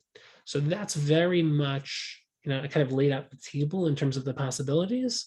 But at the end of the day, the real question is mastering your psychology, mastering your mindset. So you choose how to perceive everything in the very best way, as opposed to just being a victim of how you think you have to experience it, which is a whole different topic we could talk about at a different time. Wow. Super happy I got on. A lot of good insight. Good to finally see you face to face, Mickey. Next time we'll be in person. And I forgot, where do you live? I live on Zoom. No, I live in Chicago. Oh, okay, cool. In West Rogers Park? West Rogers Park, correct. Oh, nice. I have family there. I mean, nice. cousins, yeah, aunts and uncles. The Goldwags? I do know of them. So next time you visit, we'll have to meet in person. Next time I come to the East Coast. So you're where, New York? My father, my grandparents still live there. My father's originally a Chicagoer, or I should say my father. My father's from Wisconsin, so I have the Midwestern blood in me. Okay. Yeah. Last name. I've been to Rabbi Shmuel Shul many times when I went there for sukkahs. So I remember Rabbi Shmuel of Hashem, the father from West Rogers Park. Rabbi Shmuel used to give his drushas, something like that. Amazing. Yeah. Amazing. What's that? Do you daven at Kins in Chicagoland? So I'm actually giving a shiur at Kins next Shabbos. I live a little bit on the other side of West Rogers Park, closer to Sharet Tzedek, so I daven there. Yeah. Okay. No, my friends, Rabbi Yonah and Mindy Reese. Rabbi Yonah Reese, of course. He's my uncle's childhood best friend. Wow. He went to Yale. My uncle went to Harvard, so they kind of went competition. Yeah, different law schools, but they were best friends in Shalavim, I believe, maybe Gush. I think Shalavim, because my uncle went to both, and then they went to YU together. They were childhood best friends. I actually just ate by him recently. He's phenomenal, really amazing. Yeah, go back many years. So you're on the other side of 41, on the west side of West Rogers Park. So I'm more like I don't do geography. My wife is the geography person in the family. I live on Fitch. That's about as much as I know. I hear you. But you're not a native Chicagoan, right? No, my wife actually is. We actually came here. My wife's getting a JD at Chicago, the University of Chicago. I'm getting a PhD at the University of Chicago. So that's how we came here. So it's an intermediary stage on our mission to change the world. We will go wherever the journey takes us, stage by stage. Okay. How soon is your PhD? Are you sitting to defend your dissertation? As Hashem, as soon as we can, as soon as I can. The PhD world is an interesting world. I mean, for me, I'm not an academic. It's more Right. when I started out, I was very young, and a lot of people, they wouldn't go to the shiur unless you checked off certain boxes. So Yeah. again, like I told you, I looked at all the different models of people who were doing well, and in that model, the Jonathan Sachs, who went to the elite institutions and kind of checked off those boxes, has such a wide appeal, wide reach. So I said, like, I'm young enough, I can just teach right now and start doing it, or I can invest and really Right. get all those. So I learned everything outside the classroom. But I went to YU, I got smicha, I got a master's in education, I got a master's in Jewish thought, and I studied at Harvard, I'm getting a PhD at the University of Chicago. Like, for people who need that, like, I look like their perfect candidate of, wow, Right. like, he's the elite Right. academic and philosopher of the Jewish people. But that's not my identity. My identity is really No, the thinker, the person who's doing it. But I understand that if I were to tell people you don't need the system, but I wasn't inside the system, it doesn't mean as much as if I went to every institution and can still say, you don't need that in order to become incredible. What matters is not your degrees and your prestige, but who you are. It Absolutely. means so much more from my perspective. Right. And that's why your self-mastery programs are so good, because it takes it from the inside instead of taking everything from the outside and comparing yourself against the secular world versus the Torah world that you were saying earlier about to learn or not, who gives them the tzedakah. The greatest rebbeim of the past generation had PhDs.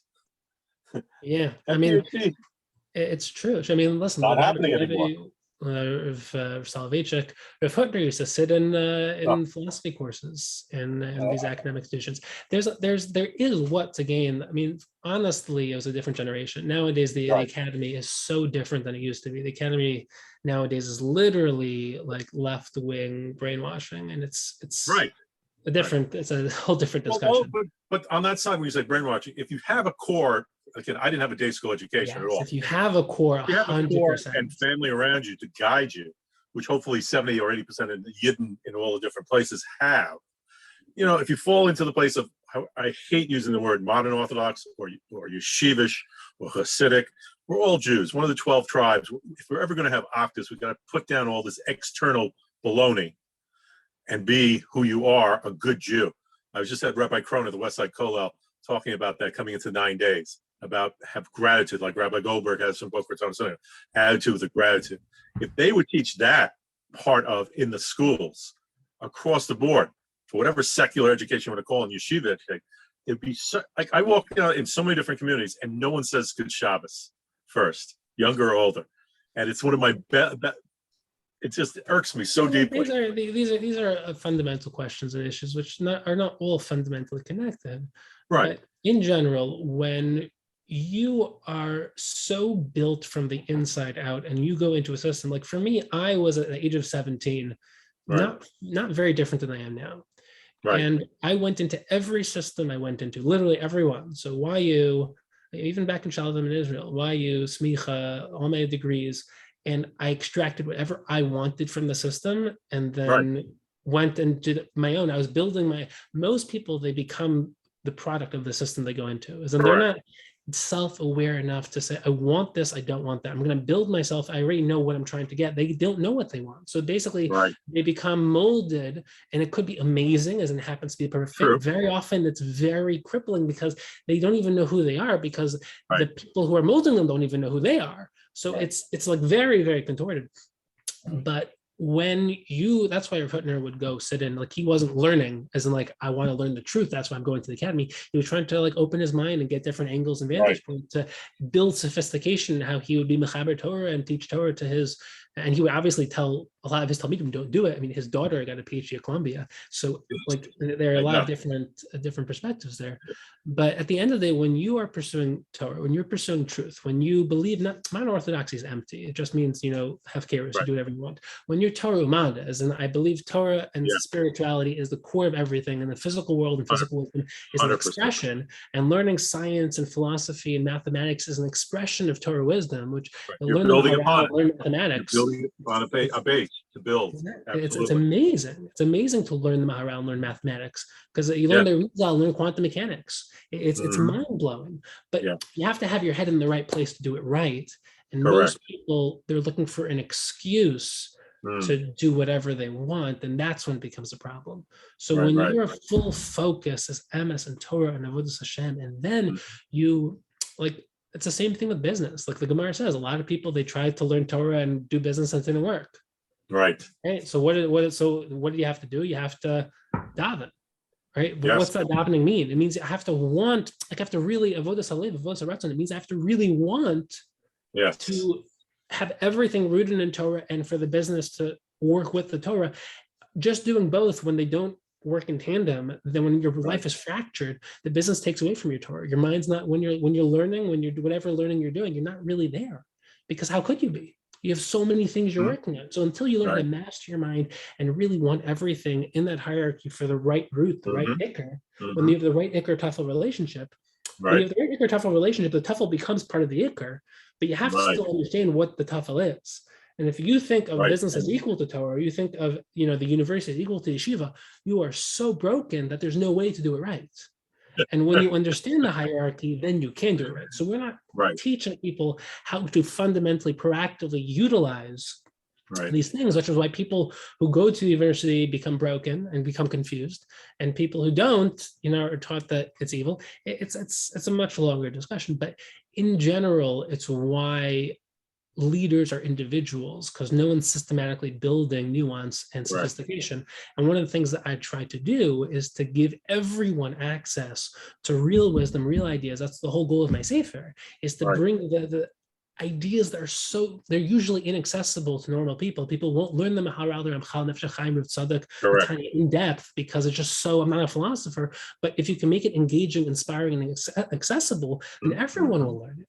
And then you can start building leaders out of everyone, which is the goal, and building that level of nuance and depth and wisdom among everyone. So it's not just, you know, one leader who has it all figured out and goes on the bima and teaches and everyone else doesn't really care, but everyone's inspired, passionately driven, and focused on becoming the greatest version of themselves. That's a community of growers and leaders leading leaders.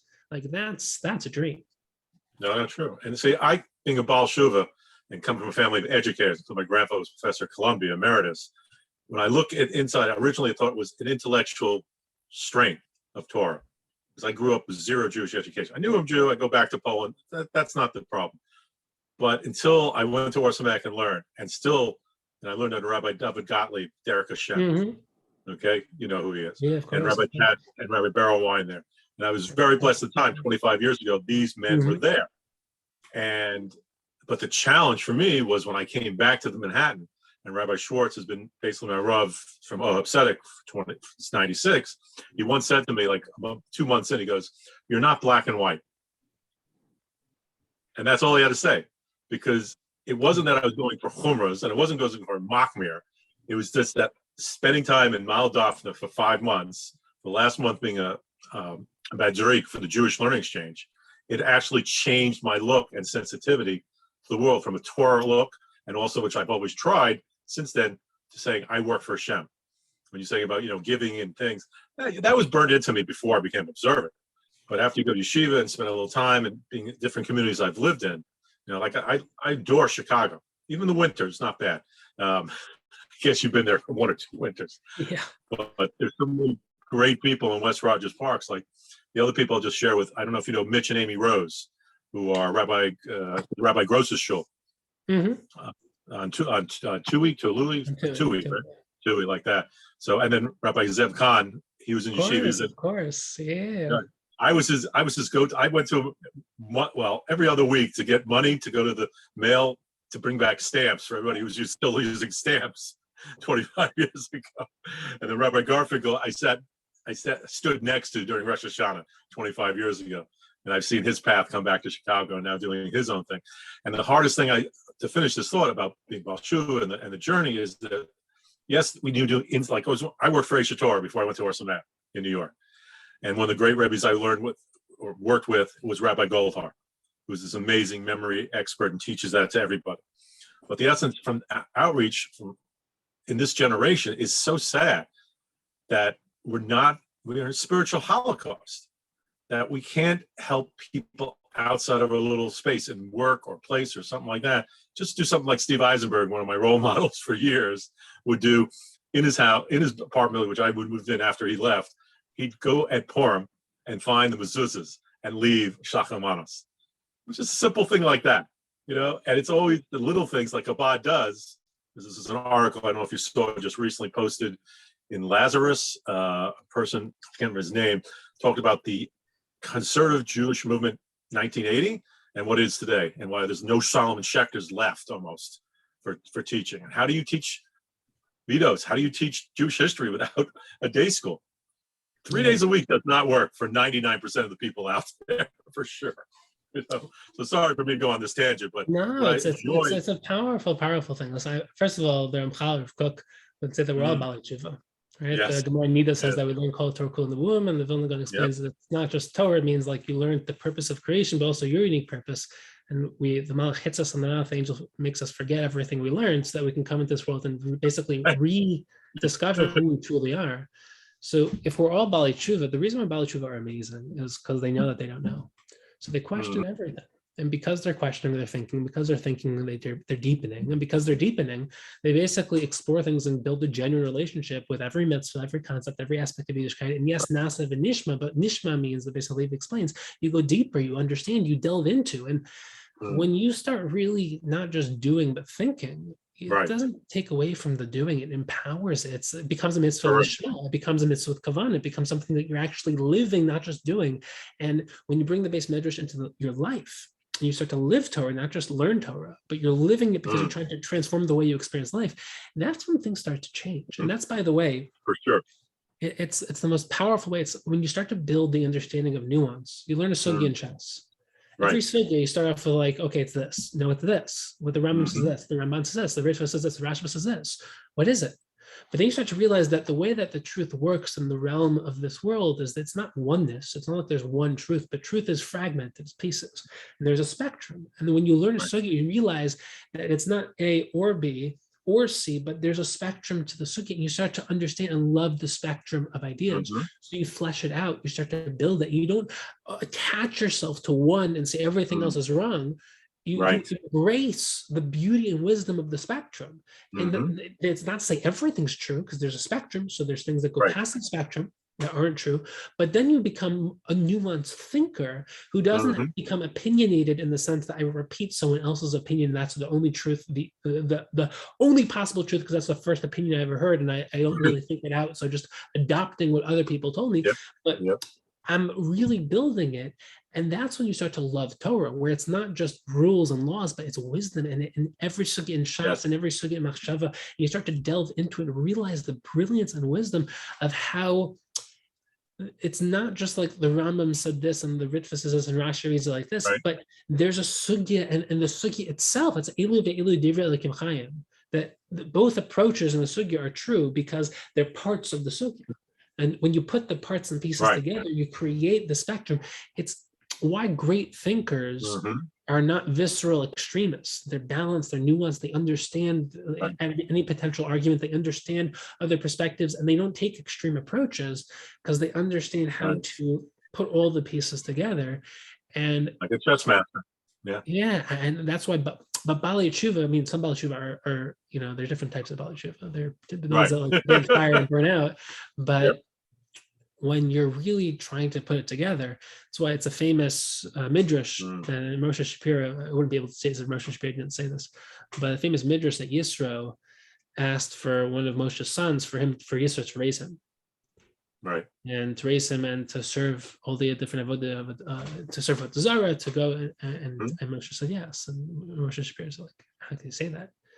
He said, because there's something powerful about the journey that Yisro took, about really pursuing the truth, that when you're born from, you don't take that same journey. You just kind of like repeat what you're told. And Yisro said, I wanted to give that experience to him for him to like build the truth, not just receive it. And is that like something we should do? Of course not. Is that risky? Of course. But there's something powerful about Baalei Tshuva, which is that they've built their emunah, they've built their perspective, they earned it, they chose it, it's real, it's theirs, and no one told them they have to. And here's the real truth. The truth is that if we would do that to our children, only a couple out of, let's say, like 3 out of 10 would stay. You can't do that. Numbers wise, it wouldn't work. Right. Quality wise, Correct. oh my gosh. But if you can figure out how to do the best of both, which is to Right. keep all 10, but not say, it's all Yira or it's all Ahava, but to build that bridge where there's a structure, it has to be done, but we're also going to give such chachma and understanding and explain it and develop it and show the sophistication. And a lot of the reason why parents don't raise their children that way is not because like they just don't believe it's the way it should be done. It's because they themselves don't know. Like a child says, why do we do this? Right. Why do we do this? Why do we do this? Right. And the parent will say like, I'll be quiet. The real answer is, I don't know. I don't know. But when parents are strivers and learners and growers, then they can raise children who you don't stifle their curiosity and their desire to think and learn. You just embellish and you expand it. And that's where it really becomes. So I think we got to wrap up, but this has been a true privilege, a true pleasure. And I believe this will be the first of many, many more fruitful discussions to come. Looking forward to continue this conversation with all of you, as many of you I'm connected with. I'll see you in Chicago in August sometime. Yes, no, for sure, looking forward. But for anyone who doesn't have my contact information, my website, shmuelreichman.com, my email is there. You can always feel free to reach out. Feel free to reach out on LinkedIn, and looking forward to continue to build this community together, sharing value and growing with Thank you. See you next week. See you. Have an amazing week, everyone.